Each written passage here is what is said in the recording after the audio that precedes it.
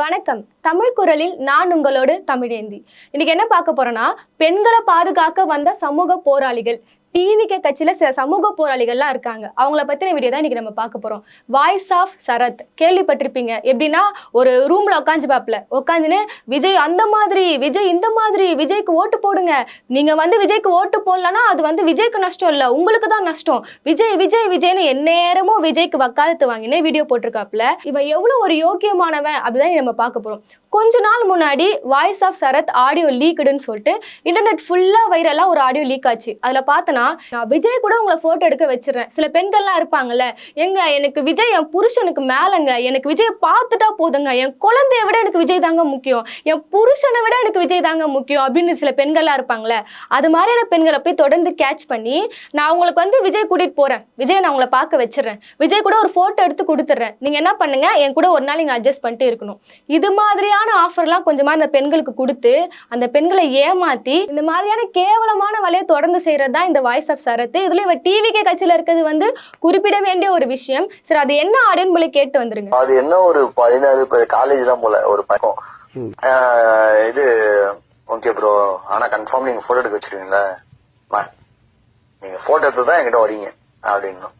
Okay okay okay bro, ப்ரோன்னு கூப்பிடாதீங்க, சரிங்க சரிங்க அப்படின்ட்டு அதுக்கப்புறமேட்டுக்கு உள்ள போயிட்டு முடிச்சுட்டு அதுக்கப்புறமேட்டுக்கு அவ்வளவுதான். நாங்க அது இங்க பூந்தமல்லியில ஒரு ரெசார்ட் நாங்க புக் பண்ணி வச்சிருந்தோம். டோட்டலாவே நாங்க மாத்தி மாத்தி பண்ணிட்டு இருப்பாங்க.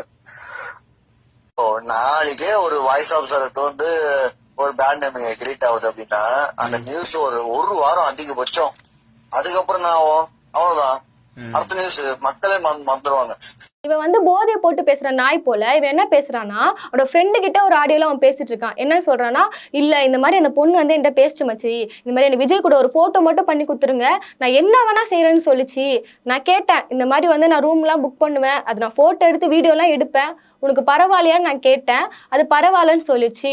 அவ்வளவுதான், நான் ரூம் புக் பண்ணேன். அதுவும் ஒருத்தர் 2 பேர் இல்ல, 4 பேர் சேர்ந்து அந்த பொண்ணை சீரடிச்சிருக்கானுங்க.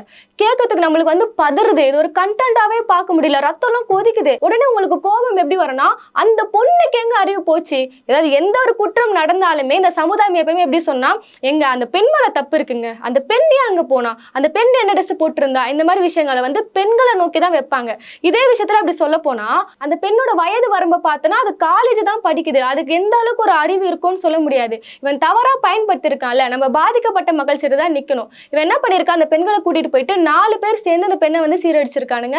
அதை வீடியோவா எடுத்து எல்லா ஃப்ரெண்ட்ஸ்க்கும் இவன் ஷேரும் பண்ணிருக்கான். இது ஃபர்ஸ்ட் ஆடியோ. இதுக்கப்புறம் இன்னொரு ஆடியோ லீக் ஆகுது. அதுல பார்த்தனா, ஒரு பெண் அது சம்பந்தமே தெரிவிக்கல, எனக்கு பயமா இருக்கு, எங்க வீட்டுல ஆட்கள்லாம் இருப்பாங்க, இந்த மாதிரி எல்லாம் என்கிட்ட பண்ணாதீங்கன்னு சொல்லியும் அவன் அப்படியே பெருமையா சொல்றான், அவங்க அம்மா அப்பா எல்லாம் இல்ல, நான் போனேன் முடிச்சிட்டேன்னு சொல்லிட்டு எவ்வளவு கீழ்த்தரமான வார்த்தைகளை பயன்படுத்த முடியுமோ அவ்வளவு கேவலமா இந்த ஆளு பேசியிருக்கான். இவ்வளவு குற்றங்கள் இவன் மேல வைக்கப்படுது, இவ்வளவு ஆடியோக்கள் வெளியாகுது. இதுக்கு அந்த பையன் சொல்ற ஒரு வார்த்தை என்னன்னா, கேஸ் கொடுத்துக்கோங்க, பாதிக்கப்பட்ட பெண்கள் முடிஞ்சா கேஸ் கொடுத்துக்க சொல்லுங்க. எப்படிங்க கேஸ் கொடுப்பாங்க? அதெல்லாம் அண்டர் 18 குழந்தைங்க, அவங்களுக்கு ஒரு பயம் இருக்கும். தப்பு தான், ஆனா ஒரு அறியாமையில அந்த குழந்தைங்க செஞ்சுட்டாங்க. இப்ப அவங்க என்ன பண்ணுவாங்கன்னா, வெளியே தெரிஞ்சா அசிங்கம், அம்மாக்கு தெரிஞ்சா அசிங்கம், அவங்க பயப்படதான் செய்வாங்க தவிர யாரும் வெளியே கேஸ் கொடுக்க மாட்டாங்க.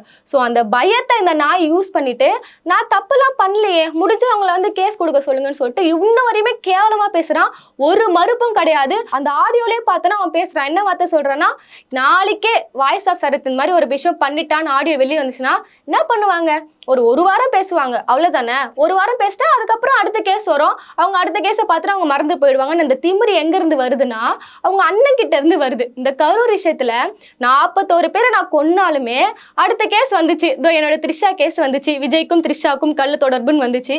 மக்கள் ஆட்டோமேட்டிக்கா கரூரை மறந்தாங்கல்ல, அந்த ஒரு எண்ணம் இருக்குல்ல, அதே விஷயத்தை தான் இந்த பையனும் பேசுறான். அண்ணன் எப்படியோ தம்பி அதே வழியில பேசுறான். நாளைக்கு ஒரு கேஸ் வந்துச்சுன்னா இந்த கேஸை மறந்துடுவாங்கன்னு சொல்றான்னா, மேல இடத்துல இருந்தா அவனுக்கு அந்த அறிவு வருது. சரி, இவ்வளவு விஷயம் நடக்குது. இந்த விஷயம் நடக்கிற அதே டைம்ல தான் நம்ம விஜய் அண்ணா அவர்கள் தனியா டிஜிபி அலுவலகம் போறாரு. அங்க எதுக்கு போறாரு பார்த்தனா, கொஞ்ச நாள் முன்னாடி பொன்ராஜ் அவர்கள் ஒரு இன்டர்வியூல சொல்லிட்டாரு, இந்த டிவிக்கேல சில பெண்கள்லாம் இருக்காங்களே, என் புருஷனை விட விஜய் தான் முக்கியம், என் குழந்தைய விட விஜய் தான் முக்கியம் அப்படிலாம் சில பேர் இருக்காங்க.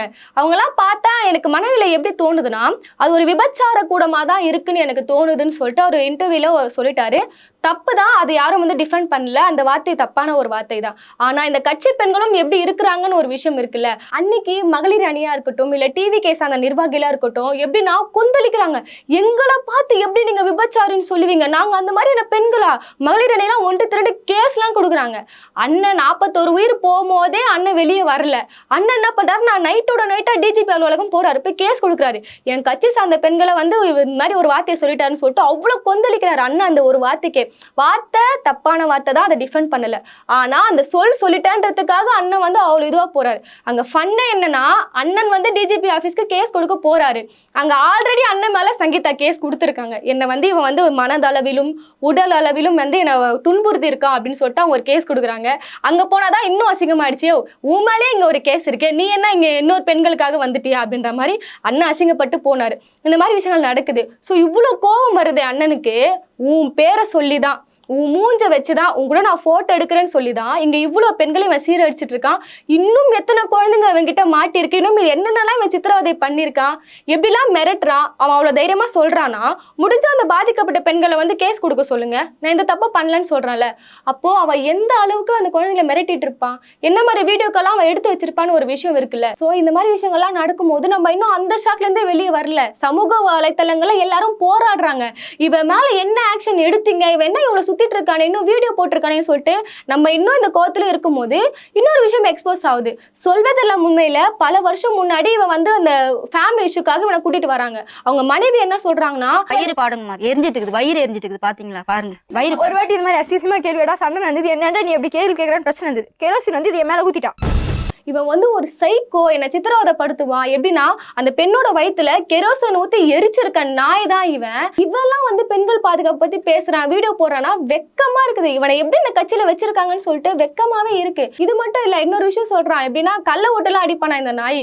யோசிச்சு பாருங்களேன், ஏதோ ஒரு உழைக்கிற மக்கள், ஏதோ ஒரு வேலை செஞ்சு ஒரு மூட்டை தூக்குற நபரே வச்சுக்கோங்க, ஒரு நாள் ஃபுல்லா அவங்க நாயா வேலை செய்யணும், வெயில நின்று வேலை செய்யணும். உங்க அண்ணன் இருக்கிறாரு, வெயில்ல அவரால் ஒரு 5 நிமிஷம் கூட பேச முடியாது. அவ்வளவுதான், அவருக்கு அந்த ஏசி வாசனை இல்லாம அவரால் இருக்கவே முடியாது. அப்படி இருக்கிற உங்க அண்ணனுக்கு கொஞ்சம் கம்பேர் பண்ணி பாருங்க.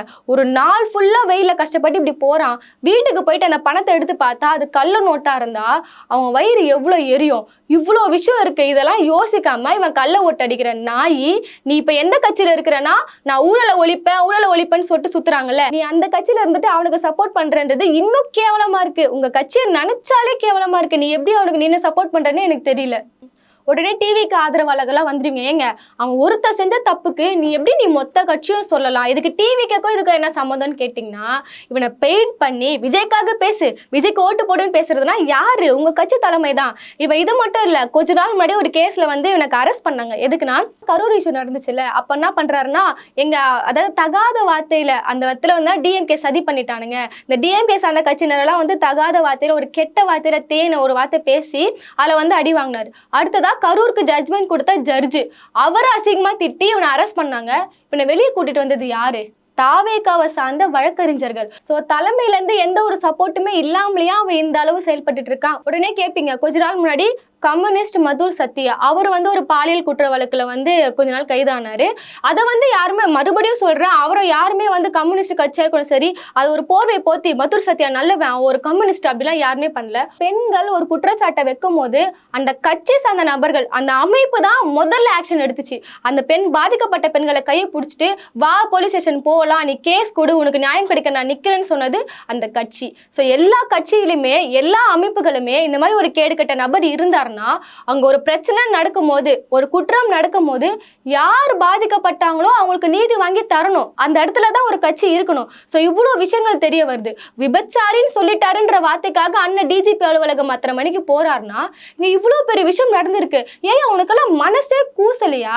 உன் பேரை சொல்லி இவ்வளவு விஷயம் நடக்குது, இன்னும் உன்னை பார்க்கணும்னு சொல்லிட்டு நிறைய பெண்கள் வந்து ஏமாந்துட்டு இருக்காங்க. இந்த மாதிரி வழியில ஒரு கண்டன அறிக்கையும் இல்ல, ஒரு எச்சரிக்கையும் இல்ல.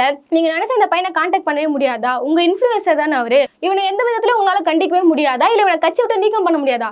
இதுக்கெல்லாம் எதுக்கு நீங்க வாயை பொத்துட்டு இருக்கீங்க? அண்ணனை பத்தி பார்த்தனா கட்டுன பொண்டாட்டி சங்கீதா அவர்களையே வந்து அவங்கள கேரக்டரை வந்து அசாசேட் பண்ணி பேசினாங்க, கேரக்டரை அசிங்கமா பேசினானுங்க. சொந்த கட்சியை சேர்ந்த டிவிகே வாரியஸே ஐட்ட அப்படின்னு சொன்னானுங்க. அவ்வளவு பேசும்போதே கூட அண்ணன் வாயை திறக்கல. ஏன்பா அப்படிலாம் பேசக்கூடாது, நம்ம அரசியல் நாகரிகம் கிடையாது, என்னதான் இருந்தாலும் என்னோட முன்னாள் மனைவிலாம் இல்ல ஒரு பெண், அந்த மாதிரி மரியாதை இல்லாம பேசாதீங்க. சொந்த கட்சி சார்ந்த ஒரு வலைதளத்துல இருந்து அந்த மெசேஜ் வரும்போதெல்லாம் அண்ணன் அமைதியா இருந்தாரு. த்ரிஷா அவர்களையும் வந்து கேவலமா பேசினானுங்க. எதுக்குமே வாய் திறக்க மாட்டாரு. அதாவது பெண்கள்ன்றது தமிழகத்துல இருக்க பெண்கள்லாம் அவருக்கு, வீட்டுல இருக்க பெண்கள்லாம் யாருமே கண்டுக்க மாட்டாரு. கட்டின பொண்டாட்டி பத்தி பேசினாலும் வாய் திறக்க மாட்டாரு, தோழியை பத்தி பேசினா வாய் திறக்க மாட்டாரு. அவங்க அம்மா வந்து ஒரு மகனை பார்க்க போறதே வந்து ஏதோ திருப்பதி மலை ஏறி போய் சாமி பாக்குற மாதிரி நினைச்சுருக்காங்க. ஸோ இப்படி அவரை சுத்தி இருக்க எந்த பெண்களையும் வந்து அவர் பாத்துக்க மாட்டாராம். ஆனா இவர் யாருன்னா தமிழகத்துல இருக்க பெண்களுக்கு பாதுகாப்பான ஒரு கட்சியை வந்து இவர் அமைச்சு கொடுக்க போறாராம். கரூர் மீட்டிங்லயே தெரியும், பல பெண்கள் வெளியே வந்து இன்டர்வியூ கொடுத்தாங்க. என்னால அங்க சேஃபாவே ஃபீல் பண்ண முடியல இந்த தாவேகா பசங்க எல்லாம் வச்சுட்டுன்னு சொல்லிட்டு. அவங்க போற கூட்டத்துல எல்லாம் பெண்களுக்கு பாதுகாப்பே கிடையாது. ஆனா இவங்க ஆட்சிக்கு வந்துட்டா இவ்வளவு விஷயங்கள் பண்ணுவேன், நான் பெண்களுக்கு பாதுகாப்பா இருப்பேன். கொஞ்ச நாள் முன்னாடி பேசுறாரு, இது என்ன காடா இல்ல நாடா இல்ல என்னன்னு சொல்லி பேசுறாரு. அதுதான் கேக்குறோம், உங்க கட்சி இருக்கு, இது என்ன கட்சியா இல்ல இது என்னது? மதுர் சத்யா விஷயத்துல கூட கட்சி அவ்வளவு விஷயங்களை பண்ணுச்சு. நீங்க இன்னைக்கு வரையுமே ஒரு அறிக்கை வெளியிடல, இந்த பையன் மேல ஒரு ஆக்ஷனும் எடுக்காம இருக்கீங்கன்னா அப்ப எல்லாமே விளம்பரமா? கொஞ்ச நாள் முன்னாடி விளாத்திக்குளம்லாம் அந்த இஷ்யூ நடந்துச்சு. இஷ்யூ இல்லைங்க, அது ஒரு பெரிய ஒரு கொடூரம், அது குற்றம், எல்லாம் ஓகே தான். அந்த விஷயத்துக்கு அண்ணன் கொந்தளிச்சு எழுறாரு. ஐயோ என் மனசெல்லாம் பதைக்குதுன்றாரு. உன் பேரை சொல்லி இவ்வளவு விஷயம் நடக்குது, ஏயா நீ எப்போதாயா வாயை திறப்ப? உன் சொந்த பிரச்சனைக்கே நீ வாயை திறக்க மாட்டா, அது எங்களுக்கு தெரியும். பெண்கள்ங்க, குழந்தைங்க, பெண்கள்ன்றதை தாண்டி குழந்தைங்க பாதிக்கப்படுறாங்க, இதுக்கும் நீங்க பேச மாட்டீங்களா? இன்னி வரையுமே இந்த வாய்ஸ் ஆஃப் சார் பயப்படாம இருக்கா. அப்போ அவனுக்கு இவ்வளவு தைரியத்தை கொடுக்கறது யாரு? கட்சி பின்னாடி நிக்குதா? இவ்வளவு தைரியமா நிக்கிறா, அவன் மேல எந்த ஒரு ஆக்ஷனும் எடுக்காம இருக்கு. இவங்கெல்லாம் இப்ப வெளியே வந்து என்ன சொல்ல போறாங்கன்னா, எங்க எனக்கு ஓட்டு போட்டுருங்க, பெண்களுக்கு இங்க வந்து இங்க பாதுகாப்பு இல்லைன்ற மாதிரி இவர் பேசுவாரு. பெண்கள் ஏன் இன்னும் பாதுகாப்பு இல்லைன்னா எவ்வளவு பெண்கள் வீட்டை விட்டு வெளியே வரும்? நாங்க இந்த மகளிர் விடியல் பேருந்தை வந்து தொடர்ந்து விமர்சனம் செய்யறது வந்து இந்த டிவிகே கட்சிக்காரங்க தான் இருப்பாங்க. என்ன சொல்லுவாங்க, ஓசி பஸ் வேணுமா, ஓசி பஸ் வேணுமா அப்படின்னுவாங்க. யாருக்கு ஓசி பஸ்னா அதை ஓசின்னு சொல்லக்கூடாதுன்னு சொல்லிட்டு சொல்லி கொடுத்ததே இந்த மாதிரி ஊடகவியலாளர்கள் தான். இப்ப விஜய்க்கு சொல்லி கொடுத்தோம், அது ஓசி கிடையாதுங்க, அது மக்கள் பணம், அதை இழிவுபடுத்தாதீங்க.